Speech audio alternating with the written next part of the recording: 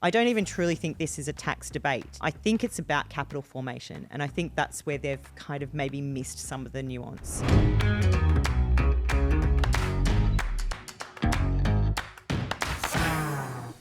Hello and welcome to Rule of 40, the show about Australia's scale-ups and founders, operators and investors building global companies from right here at home. I'm Josh Askoff and with me is Jason Serta. How you doing, guys? Today, it's the 17th of June. It's a very exciting day for a lot of people that are watching the changes to the capital gains tax. There is a Senate inquiry happening.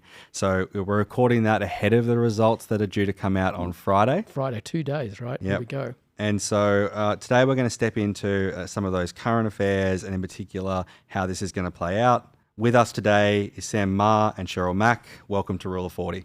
Thank you for having us. Sam is the founder and CEO of GovTech, the driving force behind the coalition of Australia's innovation and investment future.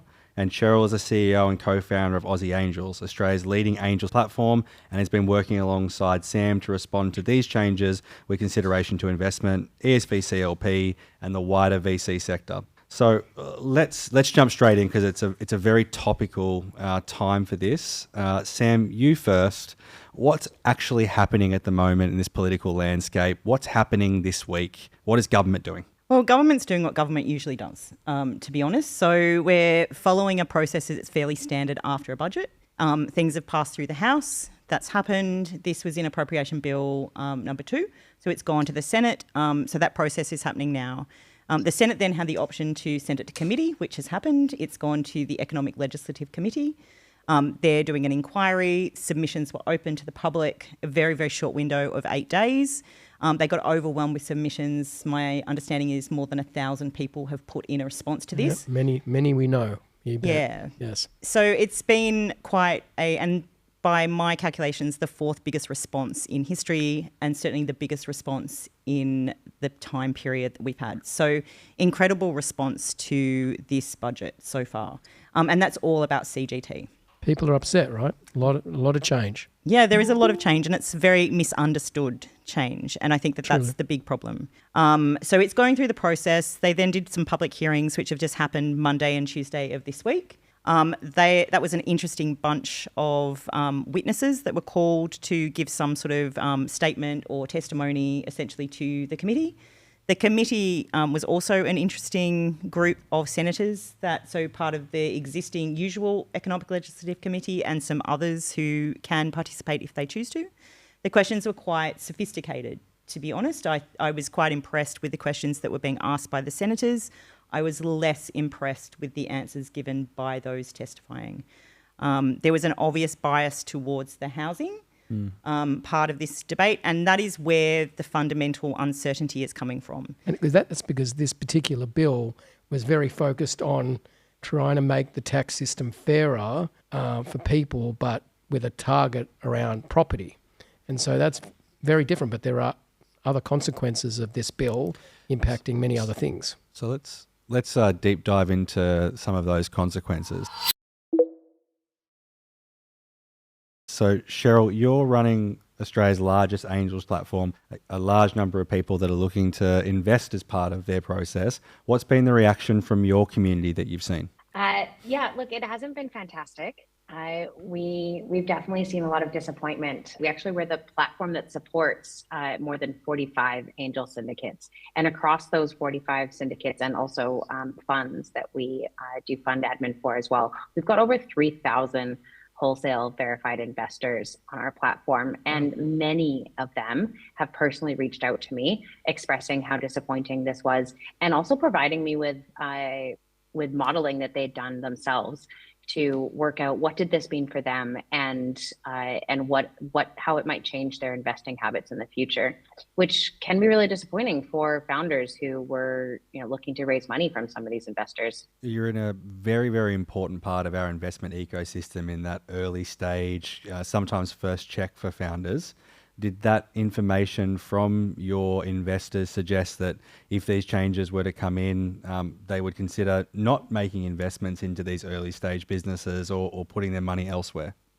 Look, on face value, yes, some of them did express things like that, saying, look, I'd probably be better off just putting my money into an ETF. It's safer, more liquid, and I'm going to get the same outcome. The reality is that I think there's probably a little bit of like, a panic and gut reaction there. I don't think that investors who invest in this asset class are immediately going to stop. What I do think is that this uncertainty will create a period of volatility where less companies might be getting funded.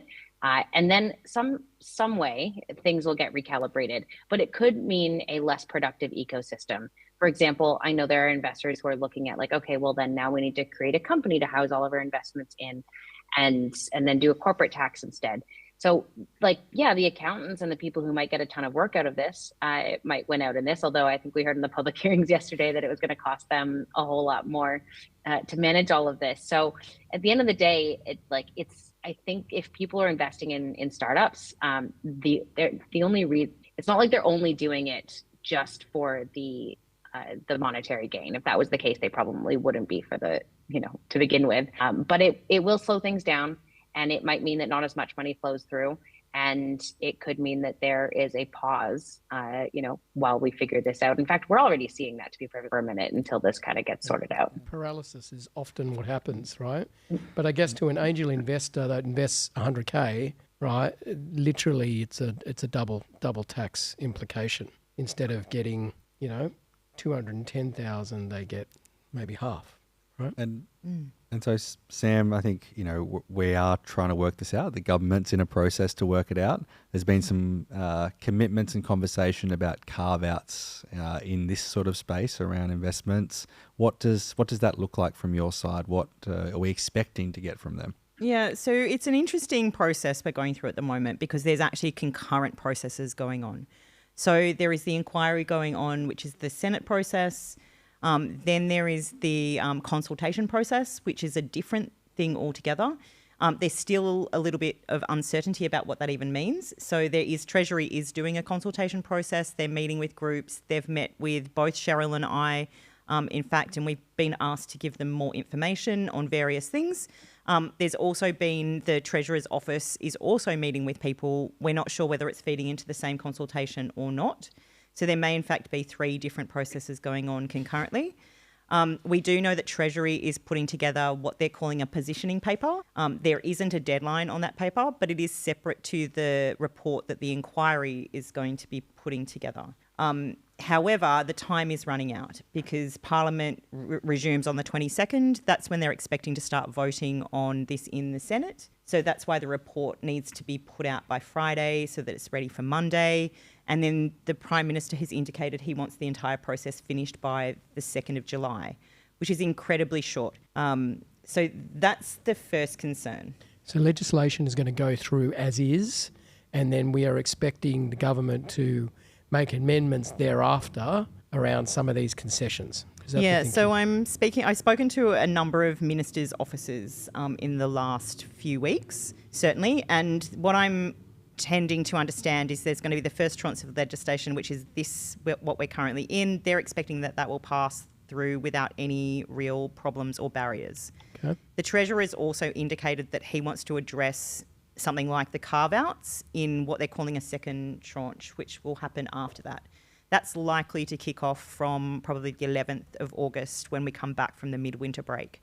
That process may not be finished, where I'm to understand, until right up to the mid-year, so the Mayufu, just the week before Christmas.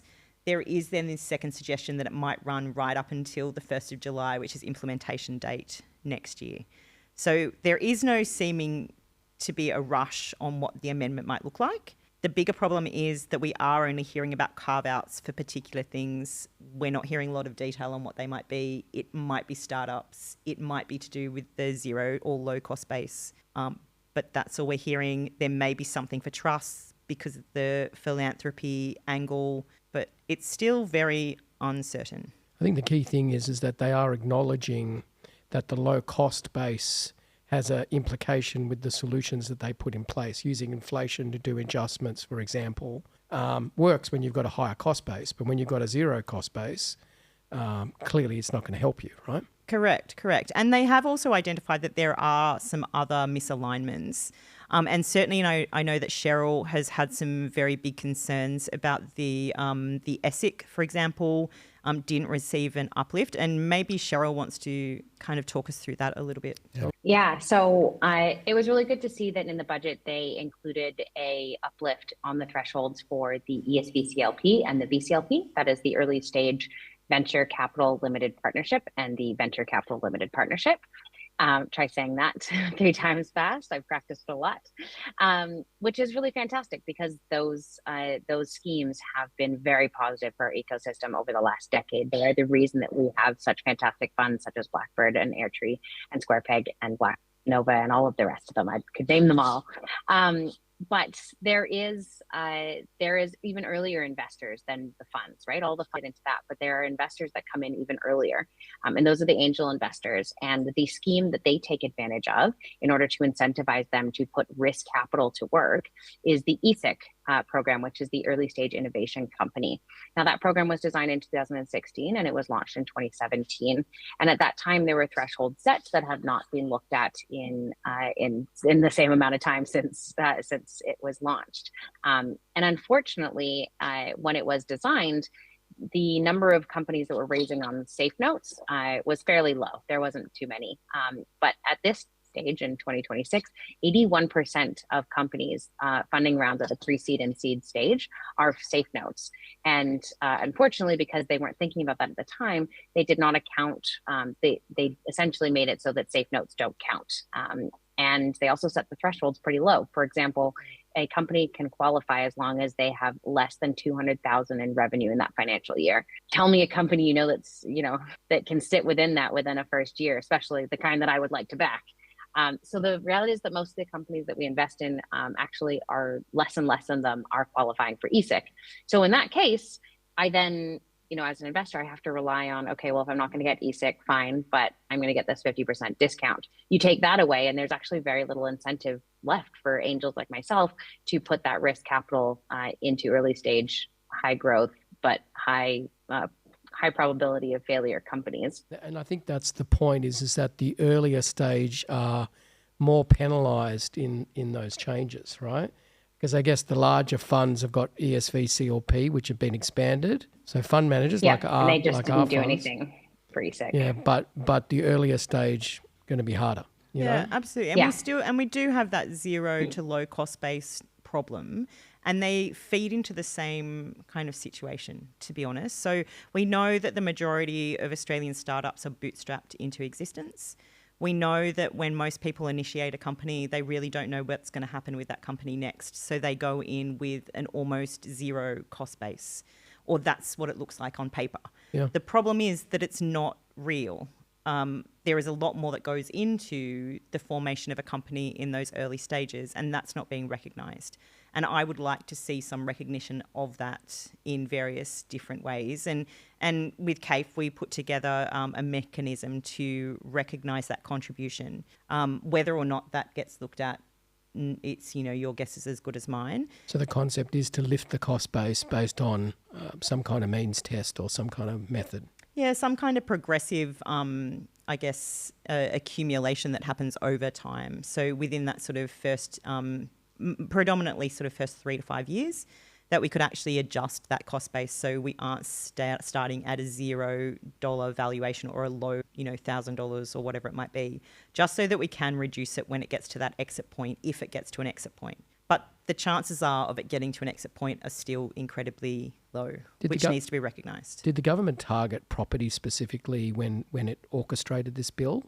See, that's a good question because one of the things, the business case I don't think that they've made is how they think that taxing all asset types the same on that CGT level is going to impact affordable housing. So they've presented this all along as being about affordable housing. Right. But I can't see any correlation between taxing productive assets at an exit point and reducing the cost of housing or making it more affordable or more accessible for young people. So I don't see the correlation between those two things. We also had an inquiry late last year. The report came down this year, run by the Greens, that was about CGT. And it did differentiate between the two types of capital. So very much passive and active, or passive and productive, however you want to look at it. We haven't seen that reflected in this legislation, which I think is problematic. Yeah. Challenging. I think, Cheryl, you're right. Like, I think it's clear this hasn't been fully considered for this part of the ecosystem, I suppose, because when you consider what it looks like for angel investors or early investors, the founders themselves, the ability to attract talent, where ESOPs or ESS has been a really important part of how you attract really great talent, and a model that's bought out of the US where you get the chance to share in the upside. If that is looking at a business right now, an early stage business, and as an employee, you're looking to take a risk and share in that upside, whether it's material or it's true or not, that uncertainty might push you towards an enterprise organization, and the sector does slow down. Like, it's going to be really potentially hard up to 12 months without intending to have this impact on the sector. And so for both Sam and Cheryl, is this kind of core to what you're advocating for to the Senate for your own submission? You started speaking before. What was in your submission to the Senate? What are you asking for? So interestingly, so Aussie Angels, GovTech, we both put in submissions, and then we did put in the coalition submission as well. And all of them were slightly different, which I think is important. We'll talk about, I guess, the CAIIF submission particularly, and because it's probably the most dynamic of all of them. So we had more than 180 different entities who signed up for the coalition. And each one of those entities gave us concerns. And what we did was go through those concerns and kind of group them together in what people were asking for, first of all, what they were concerned about, and what they wanted to see happen. Now, with some of our meetings before the submission deadline, we did find out that particularly, for example, the Greens, they wanted to see solutions. They felt that we were all kind of whinging and wanted to see something that they could actually sink their teeth into and would help them understand. Now, there's some nuance to what the Greens were kind of thinking about the process that we can go into later if you really want to know, or we can kind of just skip over it for now. So there was some interesting kind of pieces there. Some of the things we're looking for, first of all, is proper scrutiny of this. So if with all legislation, good legislation will actually stand up to scrutiny.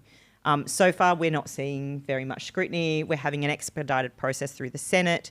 They're promising a consultation. What that actually looks like, nobody really knows. What the carve-outs look like, nobody really knows. It's creating all of those difficulties we've kind of spoken to. So I've asked for more time for them to actually take the time, do proper consultations, go out and do public consultations, public hearings, gather more information. Let's actually look at the options available before we make blanket decisions in brute kind of fashion that we have now. So that's kind of the big thing for me. Second to that was, if we can't have time to actually look at this properly, could we then maybe have a sunset clause, some kind of review process that 12 months, 24 months, whatnot down the track, we can actually kind of revisit it and maybe potentially wind it back. The other thing that's really important is we need a harmonisation piece. So we've got policy now that impacts the entire ecosystem. So across that entire innovation space and the investment space, that are kind of contradicting each other. They're going to create administrative burden on both sides and increase compliancy and regulatory cost to actually implement, both for our ecosystem and for the government. Yeah. So asking for some kind of, I guess, harmonisation across all of those policy pieces. Maybe we need an act. I would like to see something like the Innovation and Investment Act being worked on. So we've kind of got some quick wins, some if you're not interested, can we kind of have these bare minimums, and some big world-changing kind of goals. So the government have said that they're committed to some kind of amendment. The question is the time frame associated with that amendment. Correct. And what it looks like. At this point, the damage is done. Like, short of them going back and saying, actually, we're going to keep it like this for another 6 months and we'll really properly consult with you, which is what they should have done in the first place. but they didn't. And so at this stage, like, the damage is done. They've announced that this is going to happen. They've openly said that they want to limit carve-outs.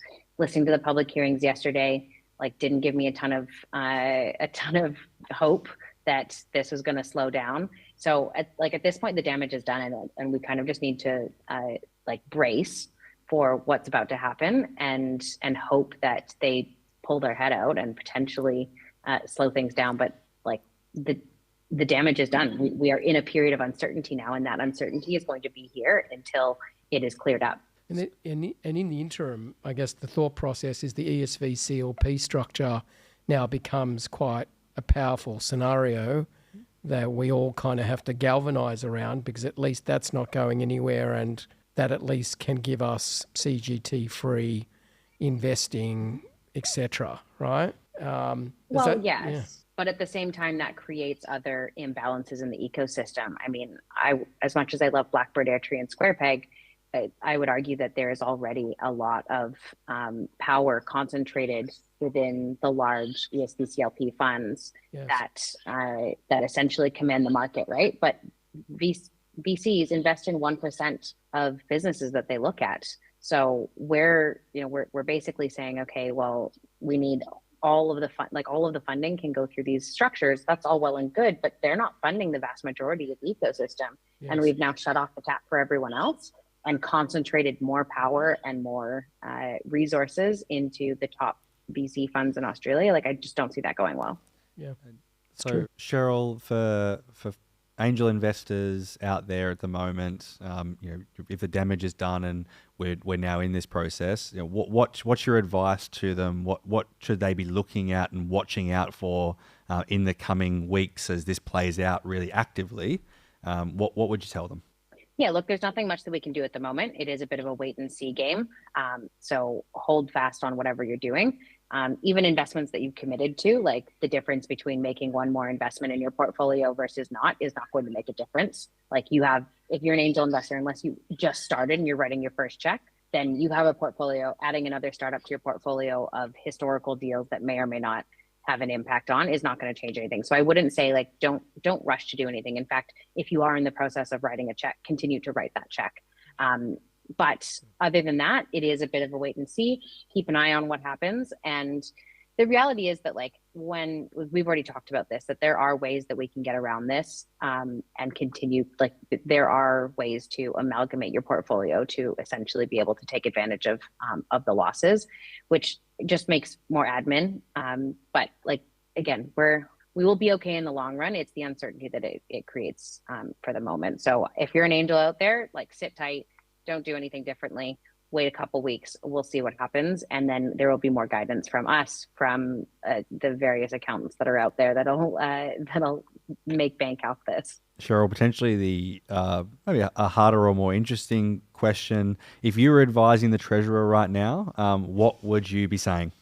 Limit it to property. Like, look, I'm no economist, but it would stand to reason that if you are trying to correct a distortion that has historically seen a stronger investment in one asset, applying a blanket rule to all assets is not going to fix the distortion.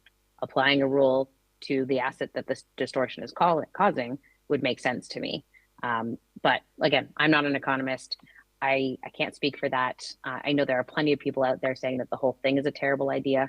All I know is that I've done modeling on angel investments, and without the 50% discount, and again, not being able to take advantage of ESIC more and more, that this is detrimental. The coalition have been pretty out there in trying to say that they would repel if elected. Mm-hmm. What's your take from them? And I think their submission seems quite reasonable in the thinking. What's your thoughts with that? I think traditionally the coalition have been more in favour of business formation, capital markets, certainly than the Labor Party. It's not surprising that they've decided to take a stand. I think politically they're in a situation where they need some policy, and they need some policy with teeth. Yes. That might actually cut through and win them back voters that are wandering off other places. Yes. So I think it's unsurprising that they've decided to go down this road. At the moment, they've got something called the Stop the Tax website. I don't think that that's quite the messaging, to be honest. I don't think it's about stopping the tax.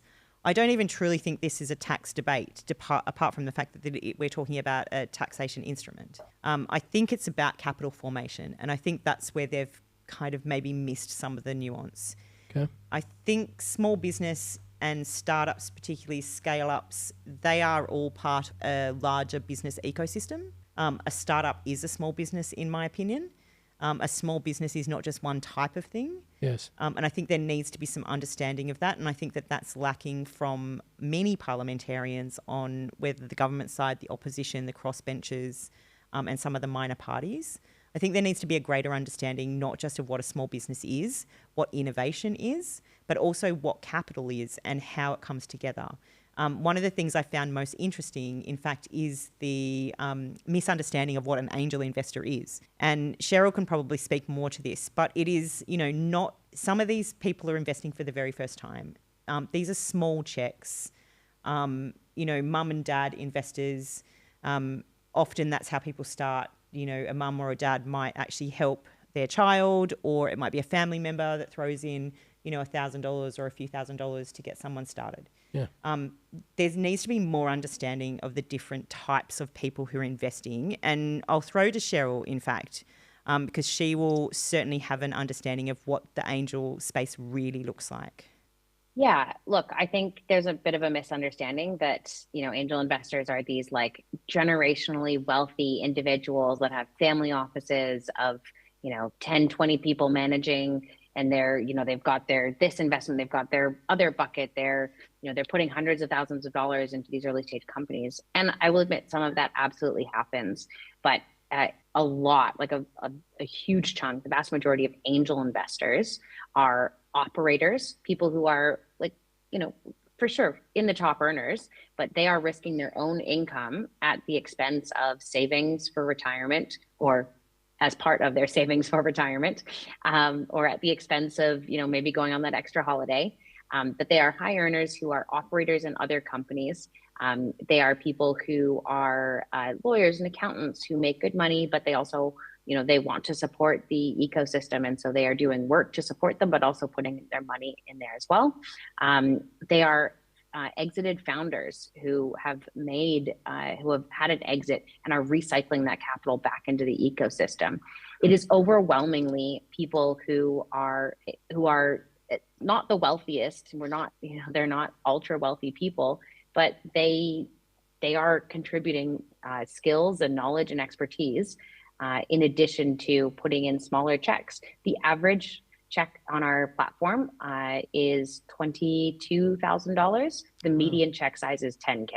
So we're not talking people who are putting in hundreds of thousands of dollars, but across our platform, we have deployed close to $70 million that has been funded through your average high earner that is taking that capital and putting it into risk capital in a productive business. And that's exactly not what the government targeted when they initiated this in the first place. No, they're trying to target the ultra wealthy, the discretionary trusts that are, accumulating wealth. And I get that, I do, but it can't be at the expense of what is actually putting like productive capital to work.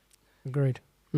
Sam, what would you advise the Treasurer right now if you were sitting in that office, given what's happened? Come on, be nice. Oh, look, there's a lot of things I would like to say to the Treasurer. But to be totally honest, I think the first thing I'd want to say to the Treasurer is there is no great rush here.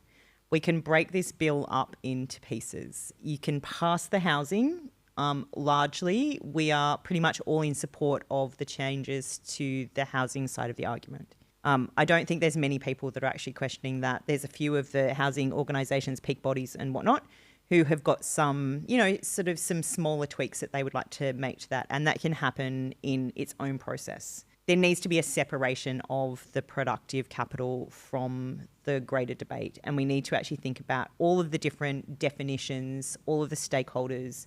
We need to make sure everybody's on the same page, because so far I'm hearing that what we think is one definition is not what the government thinks is the definition. So even if we just started with how about we define some of the terms that are being thrown around, if we look at all of the participants in the ecosystem, maybe even go back to, in 1999 when the discount was introduced, the Howard government did 300 public consultations, or in fact more than that, before the legislation was drafted.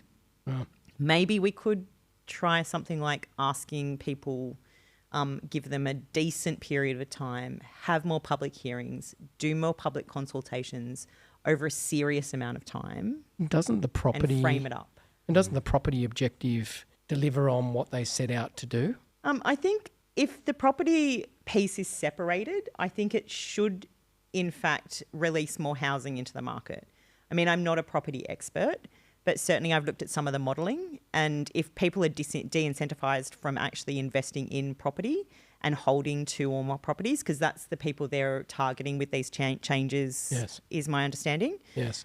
then that should release more property into the market. I think it's interesting to note that they have retained the discount for people investing in new builds, because I'm not 100% sure how that's going to improve the situation remarkably anyway.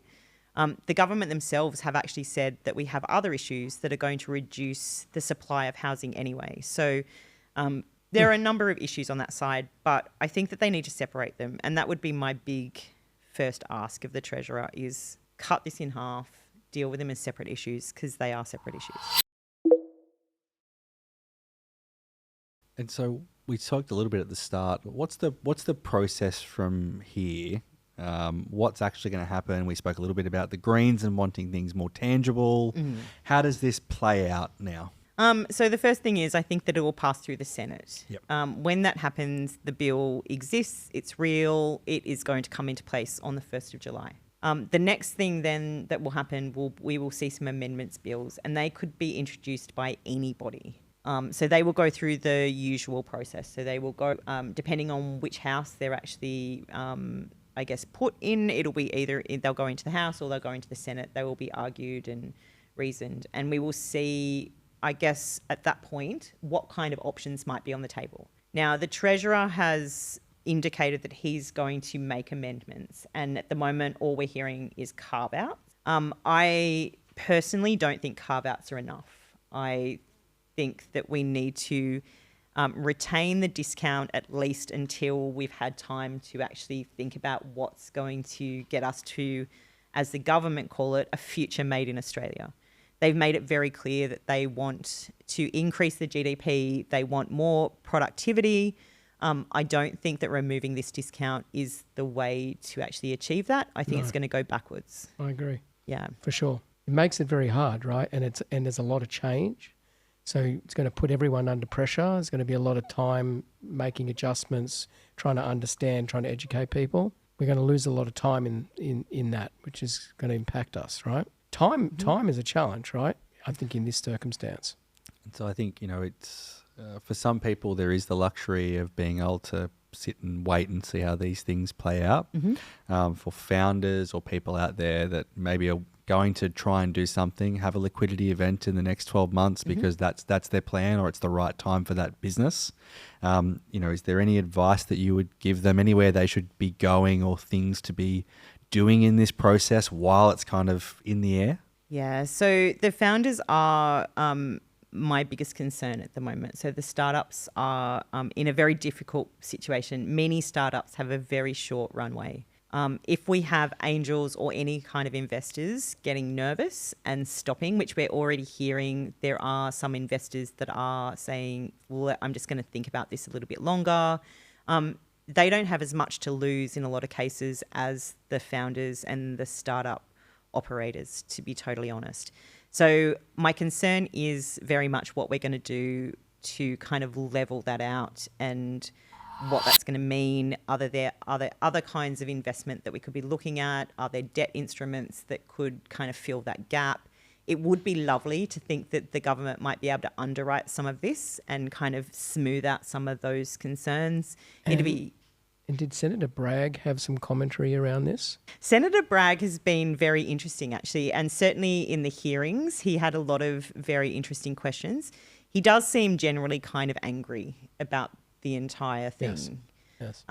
which is probably unsurprising. He is much more connected and in tune with, I think, the entire ecosystem than many of our parliamentarians, it would appear. So yes, he's had some interesting suggestions. Certainly underwriting, I think, an alternate means of supporting some of these businesses is definitely kind of going along the lines that he's suggesting. Senator Bragg, make sure you make some comments on this podcast. Okay, I'm calling you out. You need to come in here and add your comments. We'd love to hear them. Yeah, I think it would be very nice to have him on the record. Yeah, right. And giving us some alternate suggestions. I mean, investors are going to optimise. That's what investors do. My concern is the founders, particularly. And I think you're right, like the potential gap that this creates in the ecosystem, the impact that's going to have downstream for founders or people that are thinking about starting a business or have just started a business or maybe just work things out. Jason, you and I have been doing this for long enough now to have seen the impact of various macroeconomic changes, wars in other jurisdictions, global financial changes. It does have a stalling effect. People do sit and wait where they can. Yeah.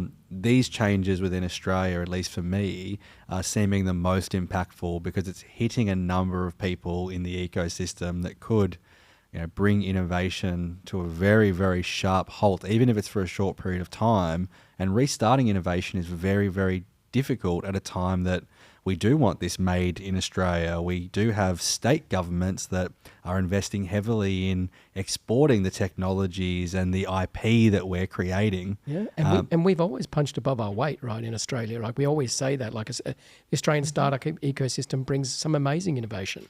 We alone in our portfolio, amazing founders doing amazing things, right? I think the challenge is, we want them to continue to do that, and we need to support them. And so we co-invest alongside people like Side Stage Ventures, and Ben's been very vocal in the market around how well we do punch above our weight in this sector and the unicorns created per dollar invested in early stage companies in Australia.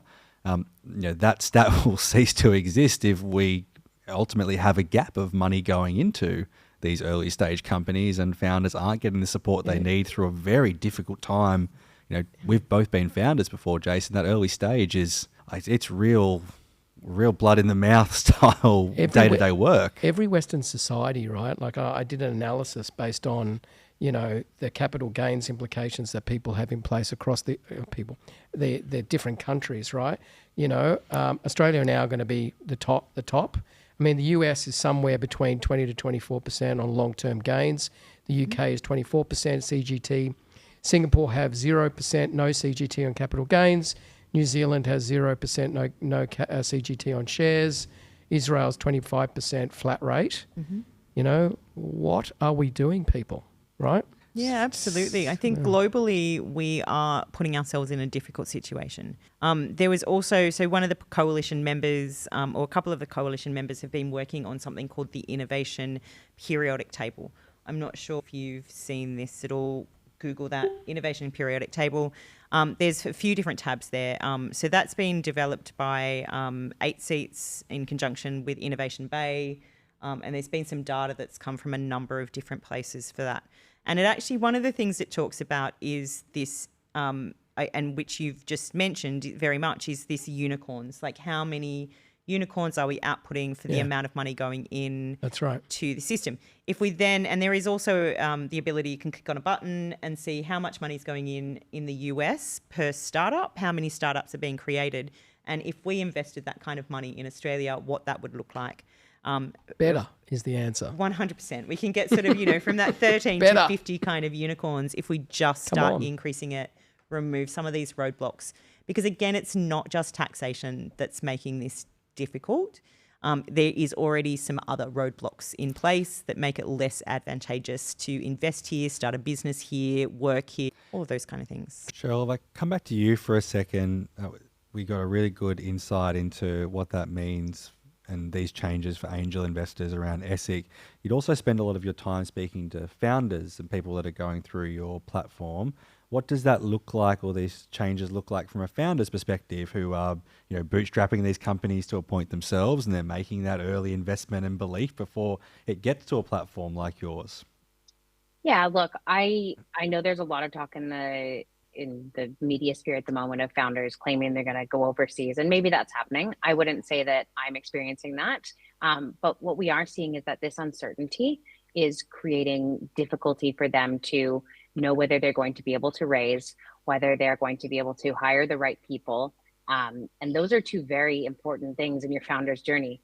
Regardless of if you decide to stay here or not, because your outcome is going to be taxed more or less, you still, if you, in order to grow a successful company, you may need to raise money, but you certainly need to hire great people. And both of those things, feeling like you have an uncertainty in your future for both of those things, I think that's really challenging for founders. So we've had founders who have said, I don't know if I'm going to launch my round at the moment. Should I just wait? We've also had founders that are like, we got to close right now. And I don't blame them, but they shouldn't be worrying about that. They should be getting on with it, as Ramik said, but it's hard to get on with it when you don't have certainty about how your business is going to be funded or operated with the right talent. I think there is no other Western society that would have, if they implemented the legislation as planned, would have as high a CGT tax implication when you compare to Western society all over the world, right? It's very, very high. So it really does disincentivize that early innovator. Yeah, absolutely. This does seem to be the highest it's going to be anywhere in the world. I mean, there may be some places that we haven't discovered yet, but so far we're not seeing anything from anywhere that's as high as this. And we do have an overall higher tax rate when we look at across the whole board. Yes. Every single type of tax we pay is seemingly collectively the highest in the world. Or certainly up there. I mean, there are some sort of Scandinavian countries that have specific things, but then they also have different expectations from what is done with those taxes. I think the biggest thing, and Cheryl certainly mentioned this, is this uncertainty and the risk that creates.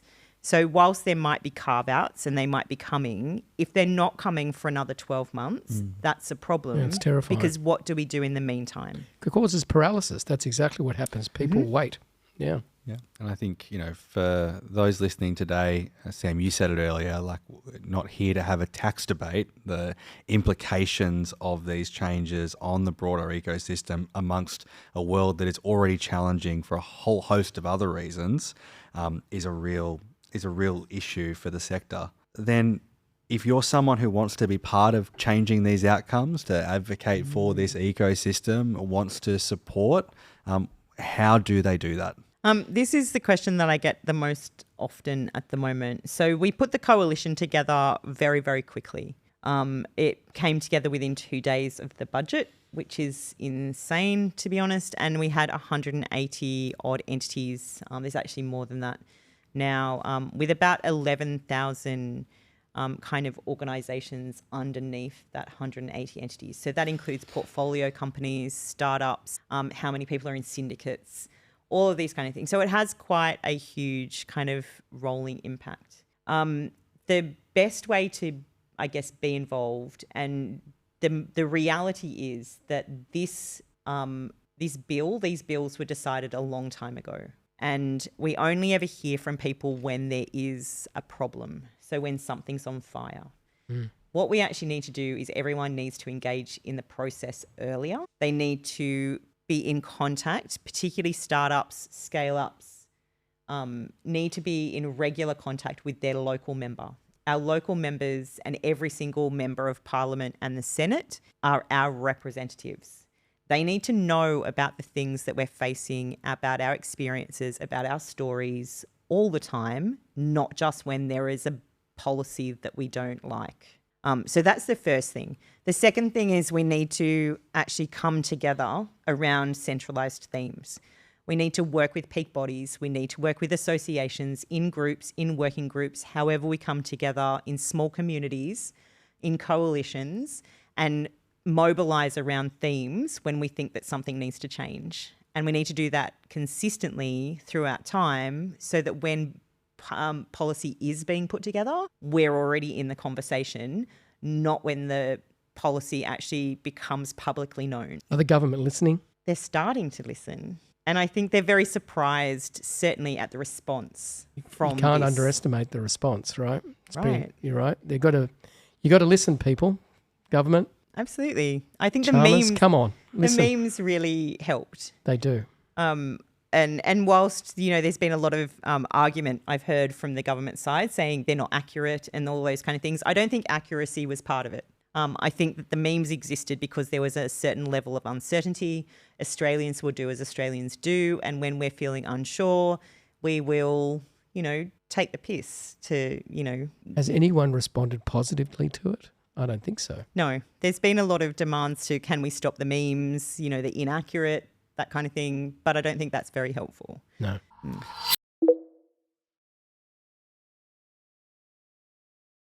So one thing we like to do on Rule of 40 is a quick fire 3. Oh, and actually, we had lots of these, and so I'm going to try and stick to 3 and some short ones. So first one, 2nd of July, bill passes, yes or no? Yes. Oh, okay. Startup carve-outs, meaningful or cosmetic? I want to say meaningful. I fear they may be cosmetic. Okay. And if we're sitting here and we have the opportunity to do this same conversation in 12 months' time, are we going to be better or worse off? I hope to think we're going to be better. Yeah, are you an optimist? I am an optimist. Okay, I'm going with it. Sam, we've covered a lot of things in today, and there's still a lot of uncertainty. In the days and weeks ahead, we'll learn more, and in up to 12 months' time, this may be still playing out. Mm-hmm. Are there any kind of final words or anything else you'd like to share? From GovTech or yourself around where we are and where we're going? There is. So I think the issue isn't whether there are carve-outs and when those carve-outs may come. I think the bigger issue is what happens while we're waiting to find out. Further to that, I think that if we really want a future made in Australia, we need to make that happen. I think the ecosystem is ready to make that happen. We now need the government to come with us on that journey and meet us halfway at the very least. I think for us as well, right, like it puts more emphasis on our ESV CLP, like our fund structures, like our own funds are set up with those type of structures. We still remain with CGT. It seems like, at least in the absence of more direction, we need to focus our energies on delivering our investors the CGT free style investments out of our ESV CLP fund structures. And until something changes, right now, that seems to be the direction that we need to go for now. But that doesn't address some of the things that Cheryl clearly called out for the earlier stage investors, right? We do 10 investments a year, give or take. We would see 80, 60, 70 to 80 investments a month. Yeah, I think right? Cheryl was talking about a conversion rate. I don't think we're 1%, Jay. No, I think you're right. Yeah, right. Exactly. But look, I think we'll be watching very closely over the coming weeks, in particular, around how this is going to play out in the short term. From a utility perspective, I guess we're continuing as normal. We're not looking to make any changes to our strategies right now. Continue to back quality founders that are building good businesses here, with the confidence that we have amazing people like Cheryl and Sam that are advocating for the ecosystem. Yes. While we go about our day jobs, which is incredibly important. Amazing work, right? Like, you guys both have done an amazing job to kind of pull together very fast and really advocate for small business and founders and whatnot. So we really appreciate all the work that you've done. It's honestly, truly amazing. And I think that if you guys didn't do it, where would we be, right? So thank you so much. Cheryl, thank you so much for coming on today and sharing your insights. And also thank you for taking a position to advocate on behalf of these investors, on behalf of the ecosystem that has been impacted by these changes, maybe a little bit recklessly, and for going out and fighting the good fight, the sector and the ecosystem. We greatly appreciate your time, and we'll keep an eye out for your other insights as this process plays out. And we look forward to speaking to you again soon. Thank you very much for having me. Thanks, Cheryl. Thanks, Cheryl. Good on you. Sam, thank you for coming on today. Thank you for sharing your insights. Thank you also for taking the time to advocate on behalf of the ecosystem. It's been a pleasure having you. And please remind Senator Bragg to come on. I want to see the comments. I think that'd be, and thank you for having me. I think that it has been wonderful today talking to you both. I do think we need to get more people talking about this issue. We do. Apart from Senator Bragg, there are some other voices that I think potentially could come on the show, talking about, Allegra Spender would be a good person. perhaps Senator Pocock, David Pocock. Right, okay, here we go. He's a good advocate. Canberra does punch above its weight when it comes to startups. We have more startups per capita than anywhere else in the country. So there are a lot of people. I think there's a follow-up in the planning, right? Because clearly people are going to want to know where do we go from here and what's next. So stand by, everyone. Absolutely. Wonderful. Part one. Well, thank you so much for joining us today. This has been useful. Please follow the show. We're available on LinkedIn, Spotify, YouTube. Share it with a founder, an investor, anyone who is maybe interested or impacted by these changes. Thanks for listening, and we'll see you next time. Thanks so much, guys. Good on you. Thank you. Bye.